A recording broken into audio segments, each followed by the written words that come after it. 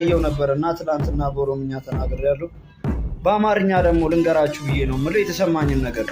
እኔ መጀመሪያ ቪዲዮን ሳየው ሰውየውን ከኋላ አላየሁትም እና ደግሞ ጥላው መስሎኝ ነበረ፣ እየታከለውማ ማለት ነው። ከኋላ ሳየው ጥላው መስሎኝ ነበር።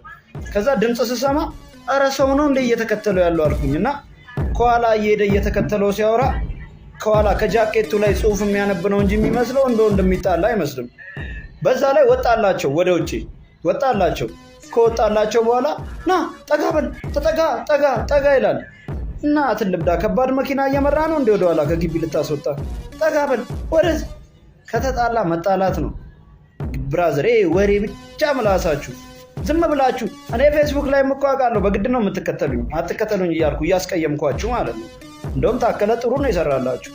ይህ ሸገር ዳቦ ብሎ የፈረስ አንጎልም ያል ዳቦ እያበላችሁ እንዴት አጠግቡም ጀለሴ እና